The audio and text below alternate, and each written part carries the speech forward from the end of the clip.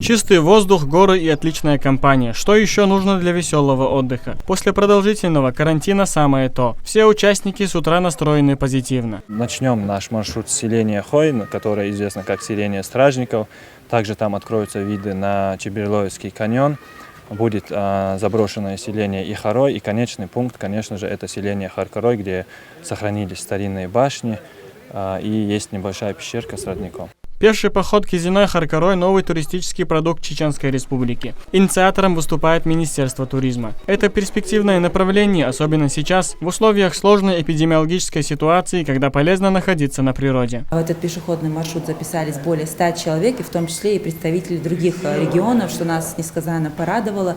Ну и хочется отметить то, что наша республика, она полностью оправдывает те усилия, которые прилагает и глава республики, и Министерство по туризму с его помощью. И мы надеемся, что вот те новые турпродукты, которые уже готовы, а их более 4 турпродуктов в этом году, они действительно найдут своих почитателей и туристов. Желающих оказалось так много, что решено было разделить их на две группы. Первая больше 50 человек. Анна Глушкова приехала из Кабардино-Балкарии, учится в Чеченском госуниверситете. В горах республики вместе с друзьями бывает частенько. Увидела объявление в страничке Министерства туризма. Думаю, чтобы отвлечься от какой-то обыденной жизни, нужно поехать в горы, чтобы было что-то новенькое. Соскучились по горам, тем более из-за этой пандемии сидели дома, действительно соскучились по природе. Это отличная возможность куда-то поехать, тем более с компанией в поход. Это был первый поход, интересно всегда что-то новое узнавать, поэтому поехали с друзьями. Протяженность маршрута 11 километров. Горная местность, временами крутые подъемы и спуски.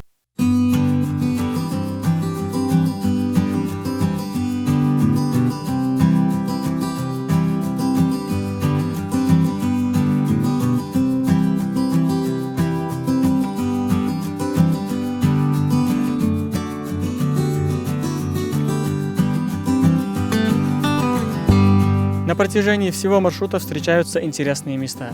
Например, древние каменные сооружения или кладбища, которым не 100 лет. У кого-то уже имеется опыт пеших походов, а кто-то в горах впервые. Но каждый из них получил букет впечатлений. Ведь только на природе мозг отдыхает по-настоящему. Природа дает такой заряд энергии, что усталости вообще не чувствуется. На самом деле, изначально, когда я сюда планировала прийти, я хотела сделать сюжет, я тоже работаю журналистом, хотела сделать сюжет о полевых цветах, о том, что вот это первый пеший поход после отмены ограничительных мер.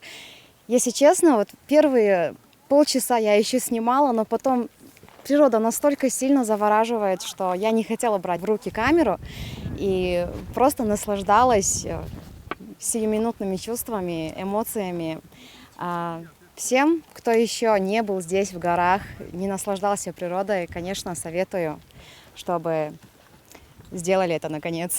Конечная цель похода достигнута. Это заброшенное село Харкарой. Здесь сохранились старинные башенные строения и небольшая труднодоступная пещера с родником. Часть туристов осталась с ночевкой. Шамиль Эрсанбиев, Имран Абазаев, Аслан Висхаев. Неделя.